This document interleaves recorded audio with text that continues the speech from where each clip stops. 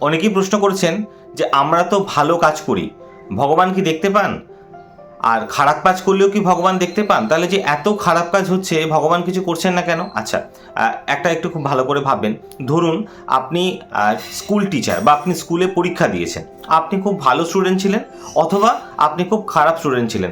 যখন আপনি পরীক্ষা দিচ্ছেন এবং যে টিচার ইনভিজিলেট করছিলেন তিনি যে ঠিক লিখছে তাকে কিছু বলছেন না, যে খারাপ লিখছে একদম পড়াশুনো করেনি ফেল করবে তাকে কিছু বলছেন না, তিনি সে সময় ইনভিজিলেট করছেন।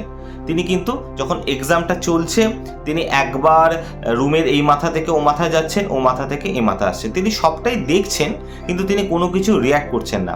যখন পরীক্ষাটা শেষ হয়ে যায়, টিচারের কাছে খাতা যায়, তখন কিন্তু মার্কসের বেলা তিনি খুব ভালোই রিয়্যাক্ট করেন। আপনি সেরকমটা ধরে নিতে পারেন যে হ্যাঁ, ভগবান ভালো এবং খারাপ দুটোই দেখছেন, সেই অনুযায়ী আমরা এক্সাম দিচ্ছি, কিন্তু যখন আমাদের কপি কারেকশন হবে তখন হয়তো নাম্বার মিলবে। এইভাবে নিজেকে একটু ঠিক রাখতে পারেন। নিজে ভালো থাকুন, অন্যকে ভালো রাখুন। নমস্কার।